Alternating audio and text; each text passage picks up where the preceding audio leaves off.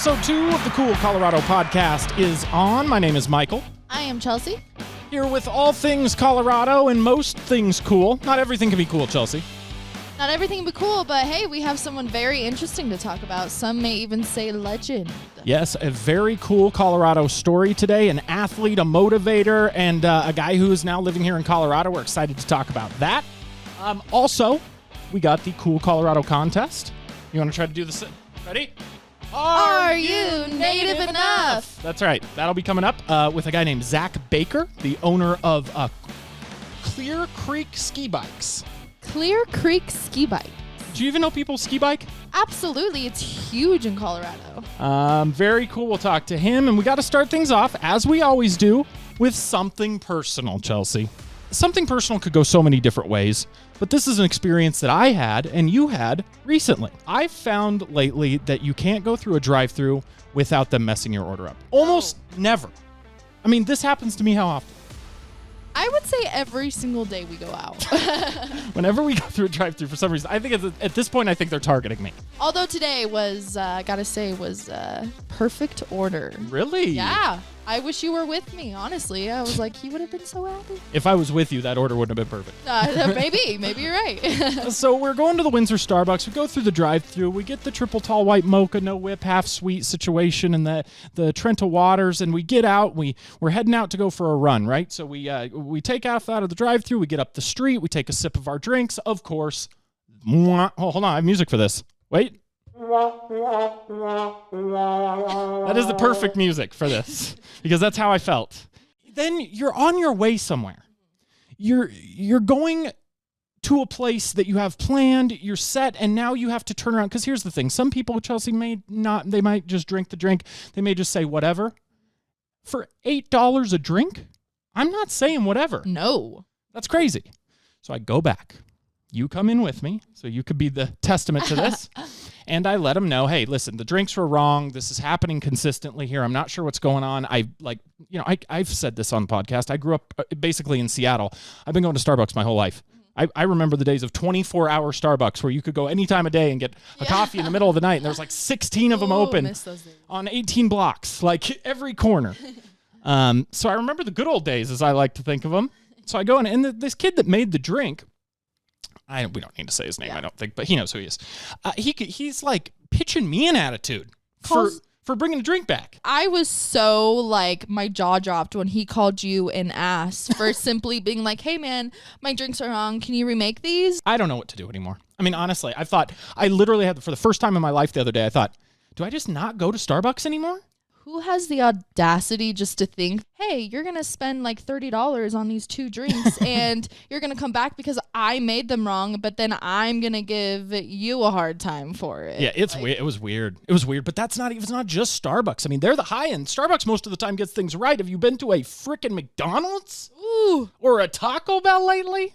I mean, it is out of control. Things also out of control in Texas. Check out this. Video shows a fast food worker spiraling out of control over an order of curly fries, and now the alleged victim is suing. It's almost hard to believe, but Anthony Ramos said that he was at this Texas Jack in the Box back in 2021 when he realized his fries were missing.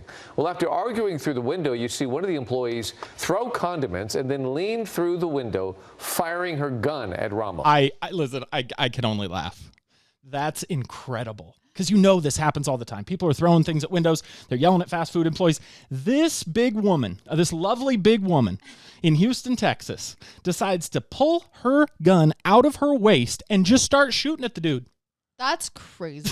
That is very crazy. In my opinion, we got to get better at this. If you are a franchise owner or something in one of these fast food places, the foot needs to come down. I don't know what's going on. I don't know what's happening. All these blue hairs, all these people in the drive-thrus these days they don't care about anything. They don't get the orders right. I'm done complaining. I'm just asking nicely. Please, can we do better? Can we please? All right, let's do it. Cool Colorado stories. What is your mindset when people have opinions? What do you do with that? Do you just block it out or do you use it? I don't care. Look at me. What about me would make you think that I care about your opinion of me? Your opinion of me is not the opinion that I have of myself. You ain't make me, so you can't break me. You didn't build me, so you can't kill me. You know what? God established me. So you ain't nothing you can do to me. And I wish the world thought like that. Youngsters, if you're out there right now, do not give a darn what opinions people have of you, long as that opinion is not consistent of that of yourself. You be you. I'm not planning to make you feel good about me. I already feel good about me. I'm good. I love the confidence of CU coach, legendary football star, actor. The guy's been in some movies, like cameos in movies. He's been in commercials. He's worked with tons of brands. This guy hasn't only just worked with brands, but I think he's like getting really popular with his whole sunglasses. Oh, the blenders. Yeah, Blenders. the blenders. Boy, blenders hit a... I'm shocked. Can you imagine the jackpot they hit? I mean, what Dion Sanders sunglasses that he wears, those specific ones. I know that you can buy those sunglasses, but I think after the first CU game, didn't they have some crazy sales numbers? Oh my gosh, their sales were like 4.8 million in sales since Dion Sanders. Yeah. Dude, good on him. Isn't that cool? You know, I hope this show could be like that too, where people sort of see the quality, they see the hype, they see the vibe, and they want to attach themselves to it. Because look what happened. I bet you anything Blenders was like, please, Dion, will you maybe wear some of our sunglasses? We'll, I don't know, we'll pay you. We'll pay you to wear our sunglasses. And then, boom, it takes off. I mean, it's incredible. The guy is a legendary football player. I remember him from when he played with the Dallas Cowboys. He was always really like flashy, and he would always like have dances in the end zone, and he wore a bandana and like, or a do-rag, whatever you want to call it. Here's an ESPN analyst sort of breaking down his professional career. Dion Sanders is making an argument for the greatest American sports story ever. One of the greatest college players in the history of the sport is a part of the greatest top 5 of a draft in NFL history. His top 5 had Troy Aikman, Barry Sanders, Derek Thomas, and himself as 4 of the picks. He then went on. I want to know who the crappy 5th guy was. I'm honestly super shocked. I did not realize he was that big of a deal. I literally just know him as the CU football coach. And I honestly don't even know how most football coaches even get their position, because I still think of it like as like, oh, they're just like a, you know, small town. He probably coached like middle school and high school and blah, blah, blah. You know, like he came from a much smaller college, Jackson State. By the way, how cool is that? He brought his son. You get to coach, like, as a dad. Listen, I'm not a dad. I hope to be someday. But I could imagine that as a dad, if you have 2 kids and they're on a football team, like college, like a huge college program football team, and you're the coach, how fun would that be? I mean, you love your kids so much, right? That'd be pretty cool. All right, let's get back to this. On to become arguably the single greatest defensive player in NFL history, inarguably the greatest at his position, while having a side gig that lasted 10 years of being a damn good Major League Baseball player. Oh yeah, while he was the greatest corner ever, he also moonlighted not just as a baseball player, but as maybe the best kick returner ever and an occasional wide receiver. The dude could do it all, and coach, and be a dad, and be a husband. People don't get this way for no reason, right? Totally. They generally, most people who get to be the way Dion Sanders is, successful, motivated, happy, spiritual, all these things that are important to a good, growing life, came from adversity. I mean, the guy grew up without a dad. Mom was a single mom. When he got older, he ended up getting married twice. And wife number 1 was Carolyn Chambers. They were married from 89 to 98. Which is a decent stretch. But when things started getting bad, he was playing baseball for the Cincinnati Reds. I mean, we didn't talk about this. Dion Sanders, I mean, the guy said, you know, in the clip, but Dion Sanders played baseball and he played football. And what an amazing individual. So when he was playing for the Cincinnati Reds, he tried to kill himself. No way. Yeah. He drove his car off a cliff in Cincinnati. I assume from what it sounds like, this is from his book, it sounds like he just really at his lowest of lows and decided that was it. And he just took his car and he drove it straight off a cliff. 70 miles an hour, 40-foot cliff. This is what it says in the... 40-foot cliff? Could you imagine if you fell from a 40-foot cliff? How would you feel? You'd be busted up. You'd be broken. Your car, if you were in your car, I feel like your car would be smashed to bits or upside down or something. Well, get this. This is what he says in his book. I wasn't there. I didn't see any police reports or anything. But this is what he says. I'm a skeptic. But I think this is cool. He said that when he hit the ground in the car didn't have a scratch on it. He didn't have any known injury, any scratch on him. Stepped out of the car, dropped to his knees, gave his life to the Lord right there, and never went back. Wow. Isn't that crazy? What a guy. That's what an a guy amazing to look up to. I'm telling you. And then, so life got better for him. He got married again. And then I guess his second wife was a little loony. I don't know this for sure, but they had a TV show at one point called Dion and Pilar, Primetime Love. Ooh. But then I found a clip on TikTok of him with his sons, talking to his sons because his sons would go for visitations. And his mom was convinced that they were from an alien race and was trying to rename the kids. And so he's trying to talk to his kids about this. And it was it seemed like their marriage went, Yeah. it was nutty. And then they got a divorce, which you know about. She tried to run him for all that money. Oh, yes. That was a huge story. Going for, they actually gave Dion sole custody of the two boys and then joint custody of the daughter. Thankfully. Yeah. So here's Dion talking about his early life. I never smoked, never drank in my life, stopped using profanity my sophomore year in college. But I had some things that I was trying to fight because the like thereof. My fathers never told me they loved me. That's not something I heard often. My mother was working her butt off so ends could see one another, although they never met. So my mother never saw me play football, baseball, or basketball in high school because she was working. Crazy. So there comes the motivation, because I didn't need no one clapping for me because there wasn't nobody there. Bet mama saw him later in life, sitting in them box seats. I know, prime time, man. This guy, let me tell you, when the Cowboys were good back in the day, this guy was just, to be honest, and it reminded me of the Seahawks when they had the Legion of Boom, because this guy named Richard Sherman, who I was just pointing out to you the other day, remember the guy I was telling you, when the Seahawks lost that second Super Bowl and his face went, ooh, like that? That guy played the same position as Dion Sanders. He's a corner. So he's defense. He watches the side of the field, basically, and they crush people's skulls. And so hearing him talk about, and seeing him play that way with the Cowboys reminded me of how good Richard Sherman was, too. I mean, it's a tough position to play. It seems like people who played for the Seattle team was really good. The defense on the Seattle team was incredible. Yeah, they were called the Legion of Boom for a reason and knock your head off. So through all of his struggles, all of his growth, everything he's done, it raised him up to be a motivator. And I love the fact that he feels like he can impart this wisdom on other people. The light ain't on you, but keep making plays. Nobody's talking about you, but keep making plays. Right. I know your sales numbers aren't where your friend is, but keep making plays. I know nobody's talking about you, and you're not on the leaderboard right now, but baby, keep making plays.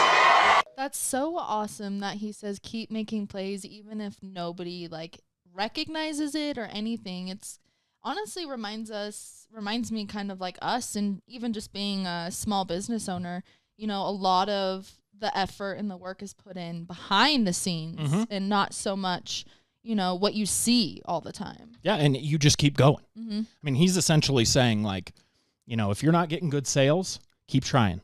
Basically, he's just saying keep trying, because one of these times that ball, the timing of the ball, the timing of the play, the defense guy that's trying, the people who are trying to take you down are going to be looking the other way for a minute, and you're going to hit that ball right in your chest, and boom, you're going to be off into the end zone. Pretty cool. I wanted to play this one clip right here at the end before we get into the Cool Colorado contest. This is Dion with his youngest daughter. I think this is funny because they play a game called Compliment, where it's basically them giving each other backhanded compliments, and it's pretty funny. Check this out. Okay, we're going to play this game called Compliment, but it's not really a compliment. Okay. Man, you smell nice, just like you got off the court. Dang, your foot's looking real good. Even though you only got 8 toes. Ooh, boy, she got him with the toes. She's ruthless over there. Do you know what's going on? Does he not have toes? He doesn't. He's missing 3 toes, I believe, on one of his feet. Blood clots. So I think it's one of those things where, if the blood clots in his legs keep up, they could just keep amputating and keep going, which would suck. That's why sometimes you see him either sitting on the sideline or, those things people use to scoot around when they have a broken leg? They put their knee on it, has wheels, something like that. All right, so there's the first 2. She got him with the toes. Ben, your eye color is wonderful.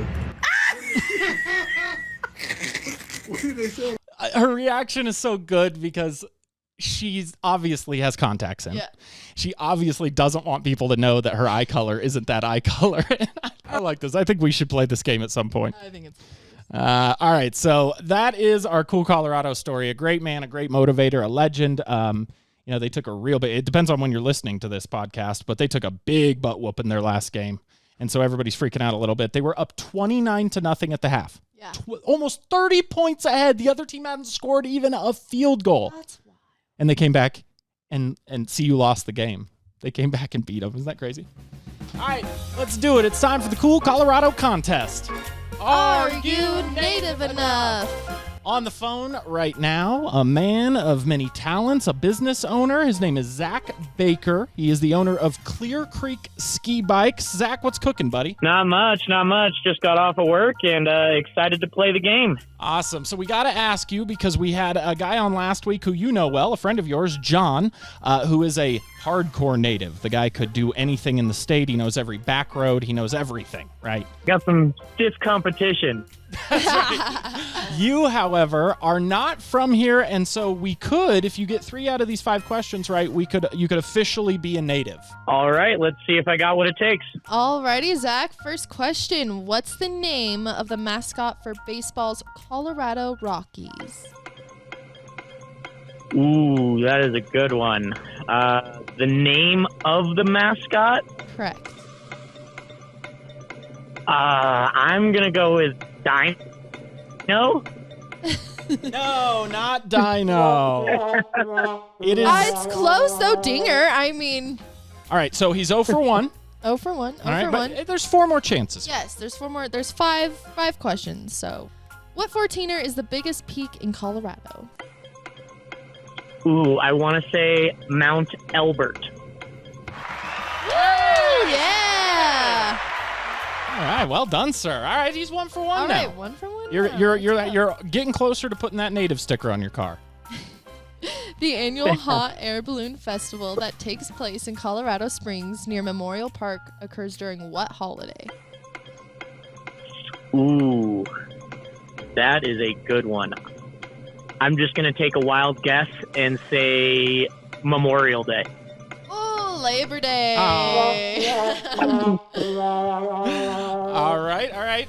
Alrighty, next question. What mountain town has only 5,000 residents but makes its mark as home to the largest ski mountain in Colorado? I want to say Vail, Colorado. Hey! Hey, ding, ding, ding, ding, ding. Get that applause going there. That's a good one. All right, nice. This is the make or break. The make or break. Alrighty, let's go, Zach. What is the third most populous city in Colorado behind Denver and Colorado Springs? Ooh, I think that's a tough one. Ooh, the third most populous. I'm going to say Fort Collins. No. Aurora. That was a hard one, though, to be fair. Aurora. So, I guess I got to brush up on my my answers here. You're going to continue to be a transplant along with me, buddy. That is okay. We'll do the best we can. Hey, tell people the ski season's about to start. You own a company called Clear Creek Ski Bikes, and a lot of our friends are into this. Tell people how they can get on a ski bike. That's kind of a cool, different thing. Yeah, so the easiest way is to kind of click online at clearcreekskibikes.com. It has a bunch of frequently asked questions, the type of services and bikes that we offer. And I am just now working on getting a little bit better of a booking process done, because typically I have people just call me and book a day. I do rentals, I do lessons, and I service about 10 different areas along the Front Range here in Colorado. wow, that is so awesome. I went snowboarding with them, and John and him were ski biking. Yeah. And whenever you get into the lift line, what do people say, Zach? My most common questions, I'd say my top 3 are, is that fun? How do you stop? And how do you get that thing on the lift? That's true. It is fun to watch. Hey, Zach, man, thank you so much for playing, buddy. We appreciate you. Good luck this ski season. I know you're loving the snow up in the mountains. Thank you, Zach. Oh, yeah, absolutely. Thanks for having me on, guys. Peace out, buddy. And there you have it. I thought maybe Zach would nail it, but it is harder It is hard. when you didn't grow up here Yeah. to get those type of questions. But 9 years, I got to give it to him. That's a good time. That's a good amount of time to be. And from St. Louis. What a crap hole St. Louis is. I'm just. I drove through St. Louis once. I was like, luck. Lock. Honestly, anywhere is better than Missouri. That's true. All right, we will be back. Thank you so much for hanging out with us for episode 2. Follow us on all social media at Cool Colorado Pod, and we will see you next time.